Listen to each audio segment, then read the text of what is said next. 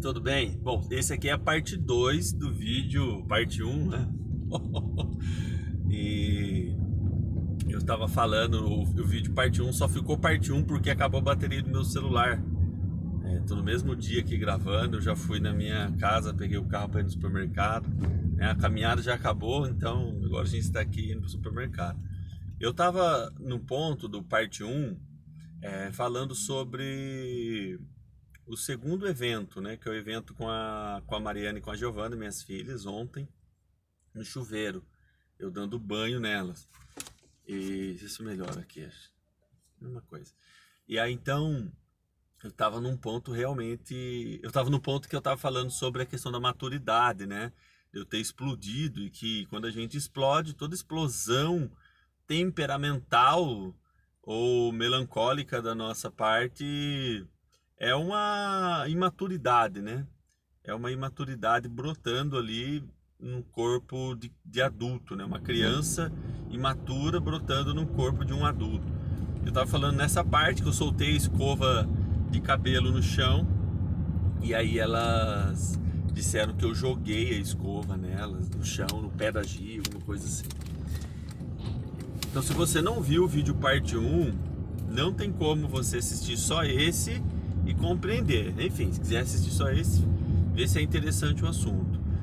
Todo esse vídeo e o outro é para mostrar para você o ponto que traumatiza, né, o nível de complexidade e também da simplicidade do ponto que traumatiza, ou se você não quiser olhar para uma questão traumática, traumatizou, olha para uma questão então de modificação de um comportamento em função de uma carga emocional negativa absorvida por você em alguma fase da sua infância.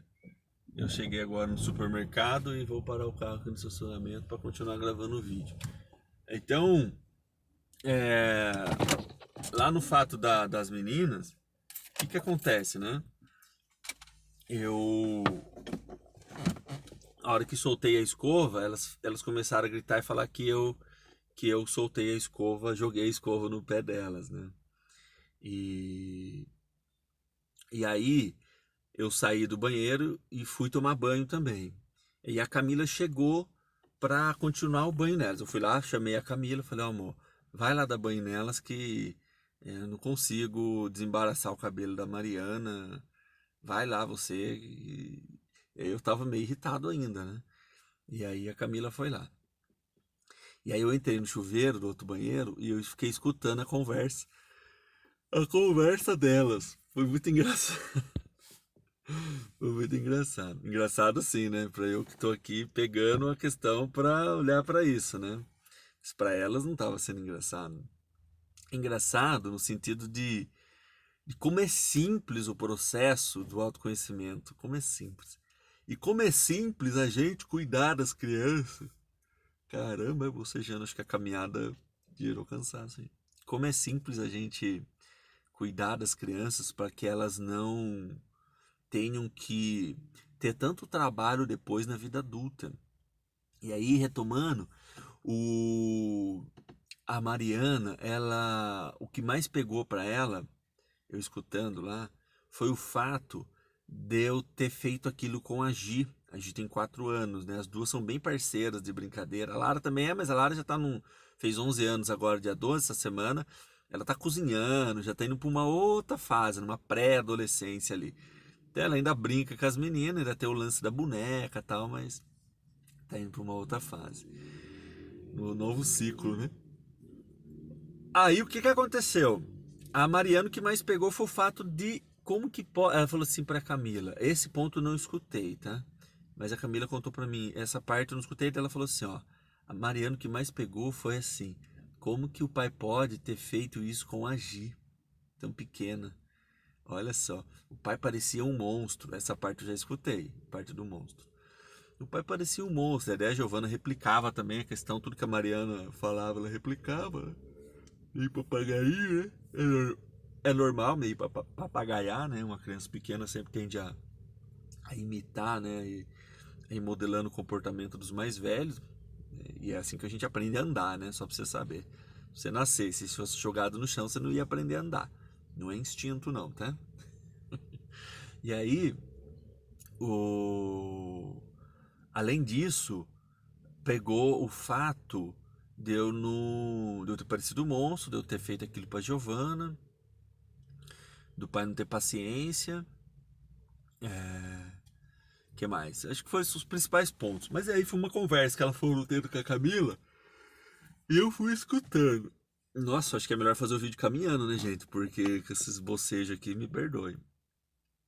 E aí eu fui escutando a conversa e o que, que eu tenho para falar desse ponto para vocês? Eu saí do banho, elas estavam quase todas acordadas, a Mari estava acordada, peguei a Gi no comecinho do sono dela. Então, lá no banho, eu fui maturando aquela situação. Putz, que merda que eu fiz, né? E eu tenho uma tendência a ficar remoendo, né? A minha fragilidade emocional tende a, tende a ser bem esponja, né, em fatos marcantes, negativos. E aí, e eu tô trabalhando muito essa questão, né? Para que eu consiga ter mais consistência na vida e tal. E aí, na conversa minha com a Mari, quando saí do banho, eu fui pedir perdão para ela, um perdão pelo meu comportamento, quis deixar, deixei muito claro para ela que ela não foi culpada daquilo, que por mais que ela tenha ficado irritada com a forma que eu estava alisando o cabelo dela, por mais que ela estivesse chorando ali, eu não explodi porque ela estava se comportando daquele jeito. Então, ali eu deixei muito claro que a culpa não foi dela, que toda a responsabilidade daquele comportamento é meu, foi meu e que ela não merece aquele tipo de reação da minha parte, nem da parte de ninguém, que ela não merece que as pessoas gritem com ela não merece que as pessoas sejam más com ela, que ela só merece amor, carinho, compaixão, que ela merece paciência. Deixei bastante claro isso. E perguntei o que ela estava sentindo. Esse é o ponto, hein? Pega esse ponto, pega a nota. E perguntei o que ela estava sentindo. Falei, Mari, o que, que você está sentindo? E aí você não pode falar, né? O que você está sentindo, medo, você está com raiva. Deixa a criança trazer as primeiras coisas. Se ela não trouxer, aí sim você vem com as opções, com o cardápio, né? Aí você vem com o cardápio de emoções. E aí ela disse que ela ficou triste, que ela ficou com medo. E aí eu não coloquei o cardápio porque eram duas emoções centrais que obviamente ela estaria sentindo e eu peguei isso também na hora, né? E aí conversei, acolhi ela, dei um abraço nela, disse que eu a amo, e aí ela foi dormir, pus ela na cama, cobri ela. Daí eu fui pra Giovana. Giovana já tava quase que sonolenta, né? Segundo os hipnólogos, ela tava numa frequência teta, que ela é meio, eu acho que é teta mesmo, meio sonolenta e não sei o quê, e quase pegando no sono. Segundo os hipnólogos e os especialistas em programação neurolinguística, do que eu estudei, esse é um ponto muito bom para a criança absorver algumas afirmações, né? Você fala para ela que ela é especial, que você a ama, ela tá meio esponjinha ali. E é mesmo, eu observo isso, é bem legal. Então, fui falar com a Giovana e comecei a colocar para ela as mesmas coisas, só que ela estava mais arredia. Ela estava mais arredia. Ela estava meio que me ignorando, né? Foi, atendeu ali, ela estava na minha cama nessa hora deitada. Ela foi, deu uma esquivada, foi para abraçar a Camila. E a Camila olhando assim para mim. E aí eu fui conversando, fui falando, pedi, perguntei se eu podia dar um beijo nela. E ela falou que não. Ela tá numa mania de que não gosta de beijo, imitando a Mariana. A Mariana realmente não gosta, gosta muito mais de abraço. Eu falei, daí a Camila perguntou: o pai pode te abraçar? Daí ela pode. Aí eu abracei, daí ela fez um chamego lá comigo. E coloquei nos mesmos pontos para Mariana e fiz. Daí depois ela pediu mamar, fui fazer mamar, enfim. O que, que eu tô querendo colocar aqui para vocês? Lembra do primeiro vídeo, do parte um? Eu falei do meu caso quando capotou o carro comigo. Comigo, meu irmão mais novo, meu pai e minha mãe e mais duas pessoas. Quando capotou o carro, eu frisei muito para vocês que o mais importante não foi o fato do capotamento, foi o que precedeu o capotamento. Os sentimentos que eu tive antes de capotar o carro. Antes de capotar o carro. Que eu ignorei, né? Tanto ali, né, nos eventos do capotamento, depois e durante toda a minha vida, quando eu relatava o caso. Então, agora, da mesma forma, o que aconteceu ali com a Mari e com a Gi, o que é o mais importante? O ato de eu ter gritado com elas, eu não gritei, né? Eu perdi a linha, fiquei irritadiço e perdi a estribeira com elas ali. É, é importante? É importante. Mas o mais importante é ajudar a criança a dar vazão ao sentimento. Esse é o ponto. Então, quando eu pressenti que o carro ia capotar, lá no vídeo, na parte 1, quando eu pressenti que o carro ia capotar, eu estava com medo. E eu não dei vazão para aquele sentimento. Eu ignorei o meu sentimento, porque eu estava diante de adultos. Os adultos, normalmente, a criança tem essa visão, né? De que o adulto sabe mais e não sei o quê. E realmente o adulto tem essa visão de que ele sabe mais. E eu me pego nisso também. E é mentira, né? A gente sabe dirigir, mas não quer dizer que você saiba mais do que as crianças. As crianças são fonte de sabedoria enorme. Eu sei porque eu estou no meu processo e nem te conto, nem te conto. E aí então, é, o fato de eu não ter dado vazão lá na questão do capotamento, que gerou toda a sequência de alguns comportamentos, de não simplesmente começou aí, eu quero dizer para você, tá? Não quero dizer que começou aí. O fato é que esse fato me marcou muito quando eu voltei nele, para pegar essa questão de eu não ter dado vazão para o sentimento, para minha intuição, de eu estar intuindo que ia dar problema lá com o carro, de eu estar já tendo umas percepções e estar ignorando. Os adultos sabem, os adultos sabem. E aquilo registrou um trauma, não necessariamente um trauma, mas teve mudança de comportamento. Qual é a mudança de comportamento? Ignorar a intuição, ignorar o seu sentimento, o seu sentir. E aí você chega na vida adulta, você está travado, está querendo se conhecer, está tendo que lidar com várias questões da vida. O que pega? Você não conseguir sentir as coisas, ter a sensibilidade para se comportar ou para que o seu sentimento, aquilo que você sente, ser um guia para os seus comportamentos, ser um guia para a sua vida, né? E aí então, ali com a Mariana e com a Giovana, o meu trabalho com elas foi ajudar elas a dar vazão. A Camila já fez isso, a hora que eu nem conversei com ela, ela sabe muito bem, ela entende disso, acho que muito melhor que eu. Então, quando eu estava no banheiro tomando banho, a Camila já foi ali perguntando o que você sentiu, como vocês estão sentindo, sem colocar nada, que o pai tá certo, o pai tá errado, que elas são certas, só deixando elas dar vazão, e elas choravam de soluçar. Que belezinha, né? Que belezinha que eu falo no sentido bonito de ver aquilo, de estar acontecendo aquilo na minha casa, né? Da gente ter essa consciência de ajudar as crianças. Porque se a gente não ajuda essas meninas a dar vazão ali, aí sim o fato vira traumático, não só no ponto de mudança de comportamento, né? No sentido de ignorar o sentimento, aquilo que eu sinto não é importante, aquilo que eu tenho dentro de mim os adultos não ignoram, então é porque é para ignorar mesmo, que o adulto sabe mais.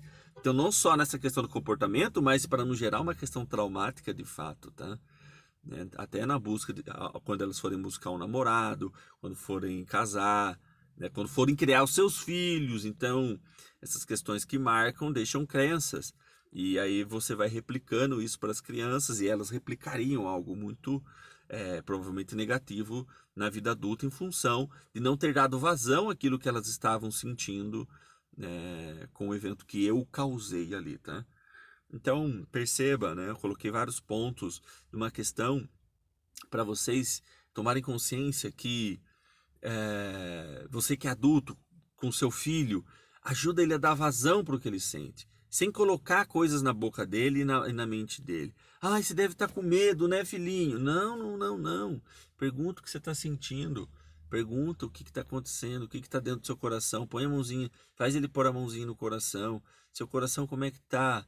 Deixa a criança falar o que vier. Não importa se é certo ou errado, se é ou não é aquilo. Importa o que a criança está sentindo, né? O que importa é que ela está dando vazão ali.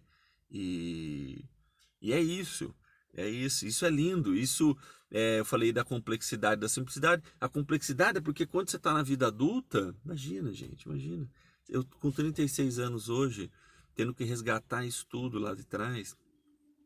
É simples porque quando você consegue voltar, É não voltar na memória, tá? Não é isso não. Mas quando você consegue sentir aquilo, a, a sua criança ali machucada e que não conseguiu dar vazão para algumas coisas, você na vida adulta aí você dá a vazão para aquilo. Só que já não é, mas não é a mesma coisa, né? É muito gostoso, alivia, eu estou me sentindo muito bem com esse processo, que eu também vou levar para vocês, mas a simplicidade tá em você ajudar a criança. Quando você ajuda a criança, dá vazão para tudo que ela sente, tudo, a raiva, né? Às vezes a gente pega, eu com a minha esposa, a gente vê as crianças irritadas com a gente. O que que você está com vontade, filho? O que que você está sentindo? Tô com raiva. O que mais? E às vezes ela trava, né? Como a gente já sentiu, então a gente pega e fala: filha, será que você tem vontade agora de bater no pai? De bater na mãe?